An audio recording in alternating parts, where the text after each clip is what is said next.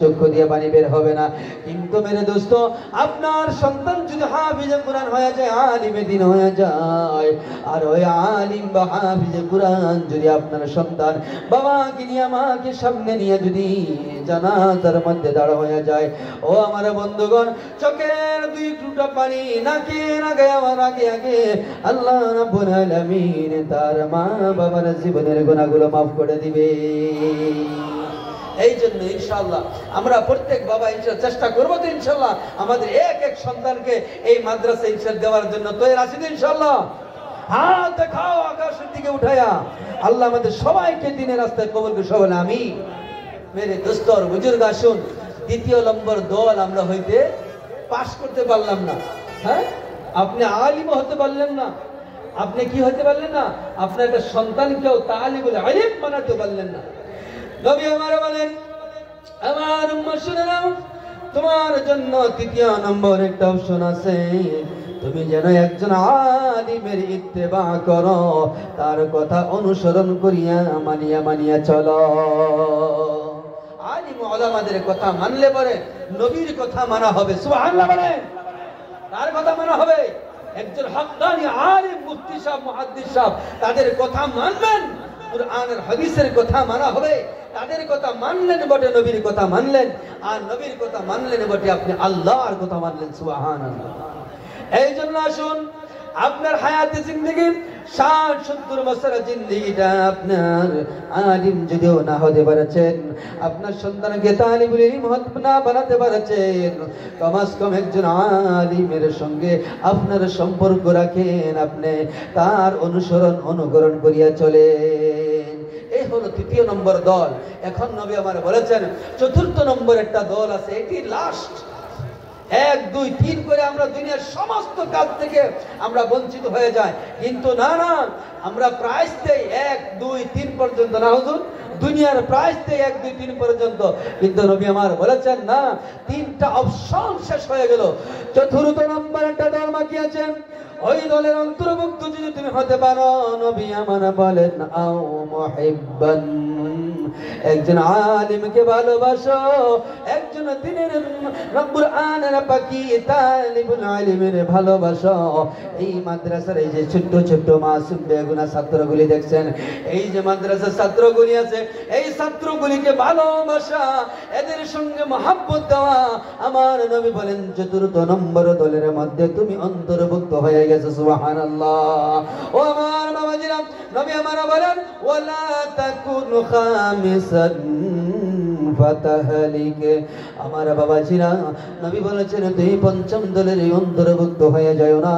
পঞ্চম দলের ভিতরে যদি তুমি অন্তর্ভুক্ত হয়ে যাও, অর্থাৎ তোমার হায়াতের জিন্দেগির ভিতরে আলিম হতে পারছো না, তোমার একটা সন্তানকে তুমি তালিবুল ইলম বানাতে পারছো না, তোমার হায়াতের জিন্দেগির একজন আলিমের সাথে সম্পর্ক করতে পারছো না, ও আমার বন্ধুগণ, একটা ছাত্র মাদ্রাসায় লেখাপড়া করে, উলামায়ে কেরাম, হুফাজে কেরাম ২৪টা ঘন্টা তারা লেখাপড়া করেছে, মেহনত করেছে, অতএব বাবাজিরা রে, ও বন্ধু, মাত্র ৭ থেকে ৮-১০ হাজার টাকা তারা মাসের দরমহা, কোন ঠিক কিনা না? তারপর ২ মাস ৩ মাস করে এরকম বছরের মধ্যে বাকিও চলে যায়। আমার বন্ধুগণ, আপনি বাড়িতে এত টাকা পয়সা কামাই করেছেন, সুন্দর মাছ মাংস দিয়ে খাচ্ছেন, অত আরাম করেছেন, কিন্তু বন্ধু একটা দিন নবীজির বাগানের মধ্যে এসে খবর লইছেন না, নবীর প্রেম আর বাগানের মধ্যে এসে খবরটুকু লইলেন না। কেন? যে এই মাদ্রাসার মধ্যে ছাত্ররা কি খাচ্ছে, কি করছে, লেখাপড়া করছে, আলিমদের সাথে একটা সম্পর্ক, মহাব্বত, ভালোবাসা দিতে পারছেন। আপনি জানেন এই ছাত্ররা রাত ২টার সময় উঠে, এদের বরকতে, এই কুরআনের বরকতে আপনি বিজনেস করেছেন, আপনি অফিস আদালত করেছেন, আপনার কল কারখানা চলছে, খোদার কসম, এই কুরআন যতদিন বেঁচে থাকবে, কুরআনের পাখি যতদিন বেঁচে থাকবে, আপনি ততদিন জিন্দা থাকবেন, আমি ততদিন জিন্দা থাকবো। কুরআনের পাখি যেদিন শেষ, দুনিয়া শেষ, দুনিয়া শেষ হয়ে যাবে। আপনি উলামায়ে কেরামের কাছে আরো চেষ্টা করতে পারেন। আমার বাবাজিরা, রাত ২টা যখন বেজে যায়, এই মাসুম বেগুনা আরে ওযু করে ঠান্ডার মৌসুমে সবক সকালে দিবে কেমন করে জানেননি? হুজুর আমাকে মারবে ডরে 2 রাকাত নামাজ পড়েছে। আল্লাহর কুদরতি ভাইয়া সিস্টার মান সিজদায় চলে গেছে। ওই সন্তান হাত উঁচু করেছে।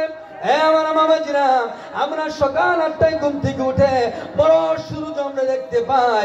ওই মাসুম বেগুনাহ কুরআনের পাখিরা 2টার সময় ওইটা আল্লাহর আরশ দেখতে পায়। সুবহানাল্লাহ। ওই সন্তানেরা ওই সময় চোখের পানি জড়ায়া ছাড়ে, আহারে সকালে বেলা সবক না হলে হুজুরে মারবো। 2টার সময় ওইটা 2 রাকাত নামাজ পড়েছেন, আল্লাহর কুদরতি পায়ে সিজদা করেছেন, আল্লাহর কাছে বলছেন, আল্লাহ তুমি আমাকে সবকটা ওয়া দাও। মেরে দোস্ত, ওই সময় আপনি উঠা দেখেন 2টার আকাশ কেমন দেখা যায়, সুবে সাদিকের আকাশ কেমন দেখা যায়। এই সমস্ত ছাত্র শুধু কাঁদছে না, তারা আল্লাহর আরশ কি হিলায়া দিয়েছে, সুবহানাল্লাহ। আল্লাহর আরশ আজিম কি হিলায়া দেয়। এই মাসুম বেগুনাহ আমাদের পাকুলি মাদ্রাসার এই হিফজখানার ছাত্ররা, তাদের বরকতে আজ আমাদের এই অঞ্চলের ভিতরে ক্ষেতের মধ্যে ফসলের মধ্যে আল্লাহ বরকত দিয়েছেন। আপনাদের এই অঞ্চলের ভিতরে যত মুর্দিগান আছে, কুরআনের বরকতে মুর্দিগানকে আল্লাহ মাফ করে দিয়েছেন।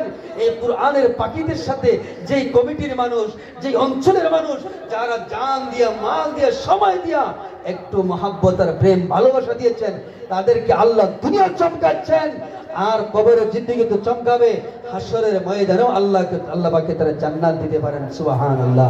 আল্লাহ রাব্বুল আলামিন আমাদের সবাইকে যতটুকু বললাম শোনার থেকে বেশি আল্লাহ পাক আমল করার জন্য তৌফিক দান করে। সবাই বলেন আমিন। আমার জন্য দোয়া করবেন, আমি আপনার জন্য দোয়া করি যেন আল্লাহ আমাদের সবাইকে দুনিয়া এবং আখিরাতের মধ্যে কামিয়াব নসিব করে। ওয়া আখিরু দাওয়ানা আনিল হামদুলিল্লাহি রাব্বিল আলামিন। আসসালামু আলাইকুম ওয়া রাহমাতুল্লাহ।